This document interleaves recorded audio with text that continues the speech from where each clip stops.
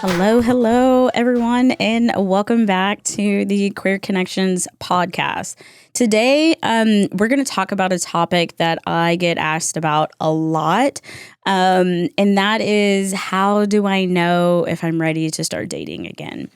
So whether you have just, it's after a breakup or you took some intentional time away from dating, it's hard to know whether you're ready, it's the right time. And a lot of people will keep themselves like single, especially if they don't have a particular time where or sign that says, hey, you're ready. But I'm going to give you 5 questions that you can actually ask yourself to be able to determine if you're ready or not. So here we go. So this isn't going to be part of the 5 questions just yet, but it is something important that you have to ask yourself. And so the first step would be to look at, what emotional state are you in trying to make this decision?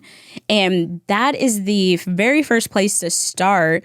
And the very first question to ask yourself, because if you are in this state of, I have to do this, or everybody is doing this, or you're in a state of stress, if you think about all those times in your life that you've made a choice out of fear or some moment of stress, it probably actually hasn't gone well. So you definitely want to be able to take note of where you are emotionally. And while you're asking yourself if I'm ready to date, to see whether it's coming from a place of power and choice, where you're like, yes, I'm making this choice from this place of like, I'm ready, or I just want to be sure. Or is it coming from a place of pain, where you're basically looking at, what is everybody else around me doing? Am I lonely and I don't want to be lonely anymore? Are you making your choice from that place? And if you are, first and foremost, you're not ready to date. So really look at what emotional state that you're in order to really make this choice about whether you're going to get out there and start dating. Okay, so here are the real 5 questions that I have. I know I told you I was going to give you 5, but I had to put that tidbit in there because the emotional state is important. But question number 1 is going to be, have you taken the time to heal from your past relationships? You definitely want to leave those exes in the past. And especially for lesbians, queer women, I know this is a very difficult thing for us to do, just because our community can be really small. And so when you break up with someone, you may tend to lose a whole group of friends. But before you move on and you start getting back out there and dating, you want to look at, are you healed from your past relationships? Are you over your ex? And when I say over your ex, I mean, if they walk into a room, that you're unbothered, that anger doesn't come back, that you don't shift your demeanor, and that you're really, truly able to be yourself. And if you don't have that when you see an ex, right? Not like if they come and talk to you, that's a little bit different, and you can set boundaries around that. But if y'all are in the same place, say you go out and your ex walks through the room, if you are bothered in any way, shape, or form, or triggered in any way, shape, or form, I would say that is a clear indicator you're not ready to get back out there and start dating. And I say that because if you're still triggered by your ex, then when you get into a relationship, you're only going to make that person pay for what your ex did, right? So it's like bleeding all over somebody that didn't cut you. And so you really want to make sure that you're healed in that aspect. Now, most people hear that they have to be healed before they start dating again, and they think that I have to 100% be healed and I can never date. You're not ever going to be 100% healed, right? We all have trauma. We all have things that we have to deal with, and that's going to be a constant healing journey, which is why I really emphasize the measure of whether to get back out there and start dating again, really being inside of, are you over your ex? And have you taken the time to look at what you can learn from your previous relationships and begin to heal and transform those things, right? But you're never going to be 100% healed. So this is not about fixing something about you. This is simply being about what state can you be in and who are you being right now in this moment before you start getting back out there and dating. Do you have the skills and tools for if you do get triggered or this thing comes up to be able to handle that on your own and not make it the responsibility of the next person you're in the relationship with? Question number 2 is, what are your relationship requirements? Now, I call them requirements. A lot of people call them deal breakers, but I call them requirements because I want you to think about the things that you do need in a relationship, whereas deal breakers will give the connotation of things that I don't want in the relationship. And if you continue to look at what you don't want, what you don't want, what you don't want, what you focus on, you get. So you'll continue to get what you don't want. So that's why I like to call them requirements, because these are the things that you have to have in a relationship in order to make them work. And sometimes they're interests and hobbies, but they have a lot to do with your values and your expectation and bringing forth those uncommunicated expectations that we have on the people that we date a lot, bringing those to the forefront and being able to see a vision of that. When you are clear about your requirements, you are able to fully communicate to another person what it is that you need. And you have a vision for yourself, right? Like, a lot of people will miss red flags because they're not even sure what the flags are. Now, we have our normal, everyday red flags that most people talk about, that you look for. Are they kind to the wait staff? How are they with their family? What do their friends circle look like? Like, we have those things, but you have your own personal red flags and they're based inside of your requirements. But if you don't know what you're looking for, then you'll miss everything. Right? You won't see anything. So that's why people are like, oh, I missed those red flags. And it's like, well, you didn't know what you were looking for. So for example, a requirement is like, a lot of people say, oh, I want someone that's going to be able to communicate. And if you've done coaching with me or been on my social media, I talk about this a lot. Or when you come into the matchmaking database, I talk about this a lot. People will say, I want someone that's a great communicator. There are a lot of people out here that think that they're great communicators. And not that they're not, they're just on a different level. But you have to know what communication looks like for you. You have to know how do you solve conflict? How are you going to speak to each other? So when you get a clear vision of that one piece of your requirement around communication, then when you're out with someone and you hear them communicate with someone else, or they take a phone call and you hear how they're talking to someone else, or they're telling you about a conversation, you get to evaluate if the way in which they communicate lines up with your vision of the type of communication you want to create in your relationship. And so when you can do that, you can quickly assess whether someone is suitable for you, right? Another big thing that requirements will do is it'll take the personal things out, right? So if you're looking at the aspects of communication and you're saying, well, hey, we don't communicate in the same way or on the same level, then when you go to tell that person that you don't want to see them anymore, it's not about them. You don't have to make it be personal about them. It's simply you two are not aligned on your communication. And it's so, and that's a big part for you in the relationship. And that's okay. Maybe how they communicate worked for someone else. It just doesn't work for you. But it's not this personal attack of you did something wrong, you did this. It's just like you communicate this way, I communicate this way. That doesn't work and it's not aligned. And I wish you the best of luck. But that's what requirements do.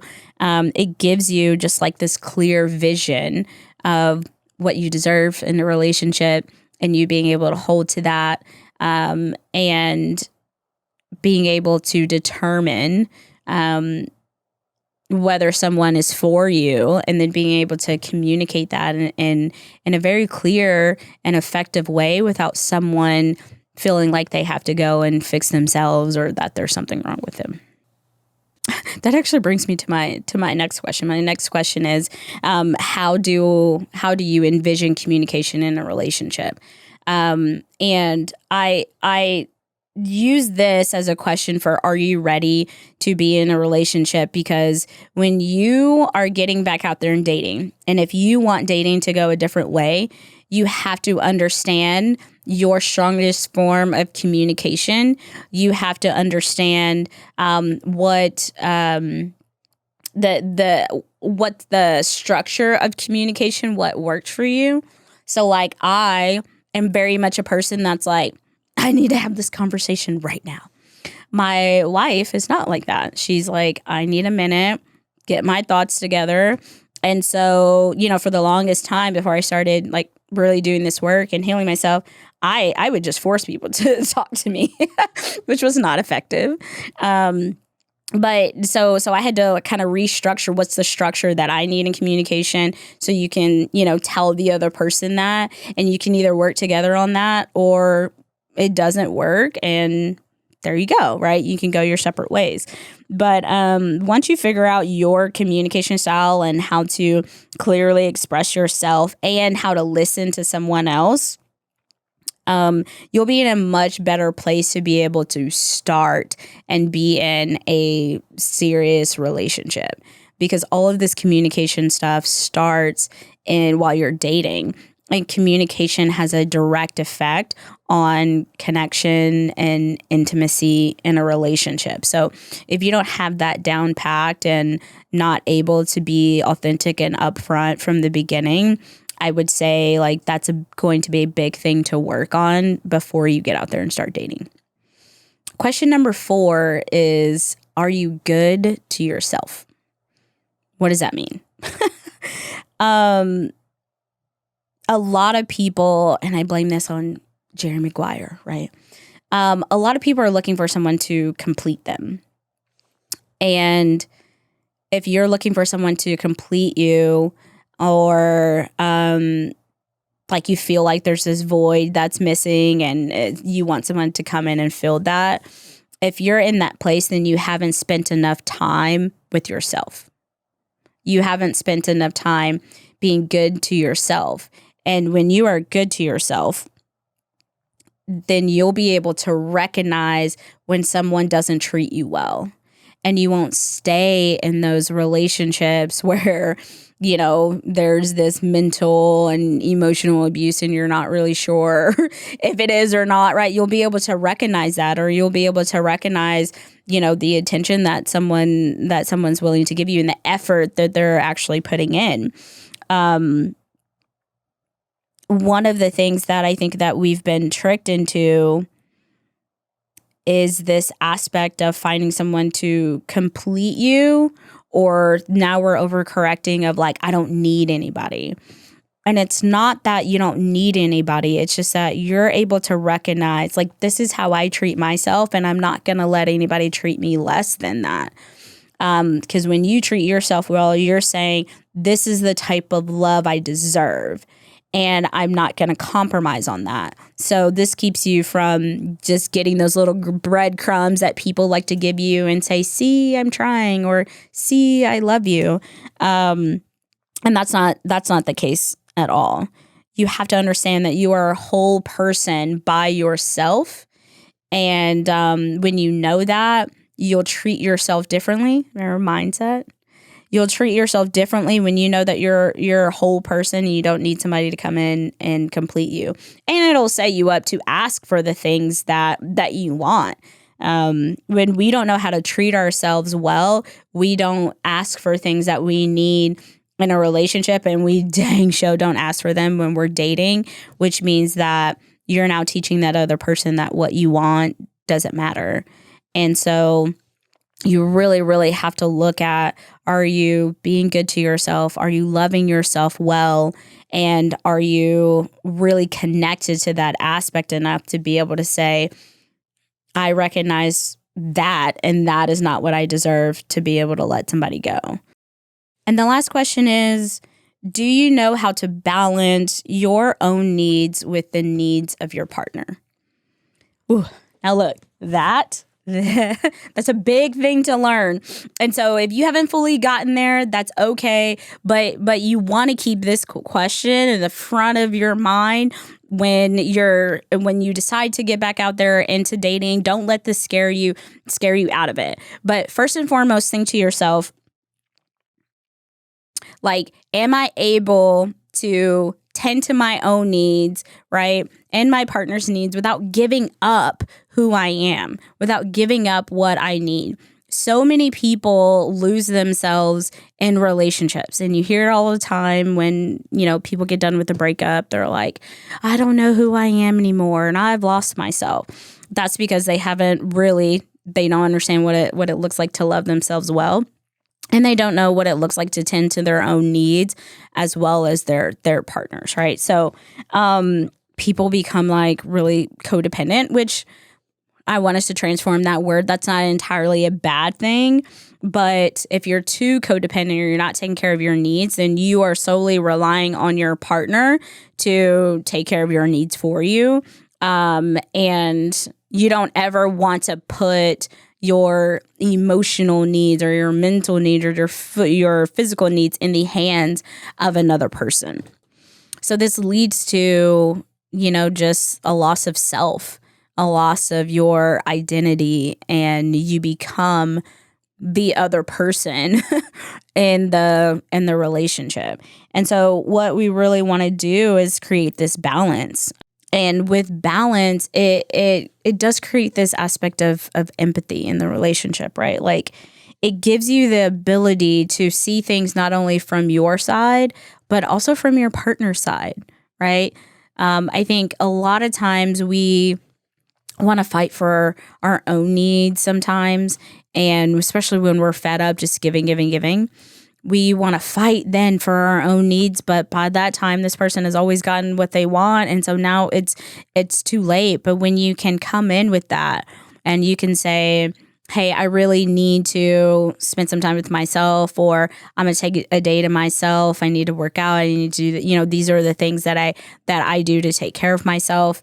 So I spend my time, me personally, in the morning. I meditate, I journal, I do whatever. And my wife allows me that time because I need that time in the morning sometimes, or a lot of times I need that time in the morning. So the rest of my day can go well. Because I notice if I don't have that time and I can't meditate, I can't get myself together, it's hell for everybody involved. And so that's how I take care of my needs. And then when I'm done with that, I'll, do my best to, take care of the needs or help with the needs of my wife, and, vice versa. But, if the big thing is, you have to know your needs. We have to create this interdependence instead of solely just codependency. Because that is a recipe for disaster in relationships. And lastly, when you're thinking about tending to your needs and your partner's needs and having that balance, it's just fair. It is. It's fair. It ensures that both people are treated fairly, and that neither person has to consistently give up what they need in their relationship for the other person to be happy. And you have this sense of security of like knowing that if your partner needs to have a day out by themselves, that it's not because they're mad at you. It's just what they need, right? And so it's just fair all around. But I would say really, really be aware of the time that you're putting in to your needs alone. So as you can see, there, are definitely many factors to consider before you make the choice of getting out there to date again. So while you're thinking about getting out there and dating again, you want to prioritize your values, your needs, your boundaries, and find your best way to communicate that effectively. And sometimes, if you have to have scripts or you need help with that, then get whatever support and help that you need. Now, if any of this scared you, and you're like, look, this is a lot. I don't want to have to deal with this. I'm going to stay at home and I'm going to cozy up with some ice cream and Netflix and my dog or my cat. And I'm not going to go back out there to date. If you're having those thoughts, just know that it's okay.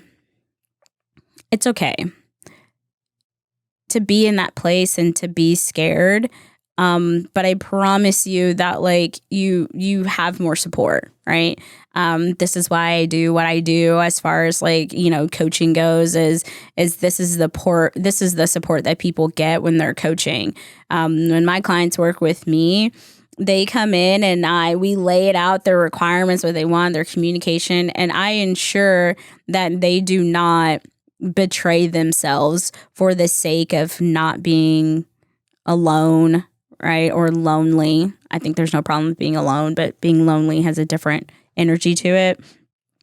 And I know that it's hard, navigating all of this dating stuff, and making sure that you're also okay. But I'm here to support you in that in any way, shape, or form. Should you choose coaching, I have a conscious queer dating coaching program that I take people through, and you can always go to my website, queer-connections.com to check that out. But it's okay to be scared. It's okay to be unsure. It's okay to say, this is too much. But know that as human beings, that we are naturally drawn to wanting to connect with someone else. And you want to have the courage to trust love one more time and always one more time. I love you all. Peace.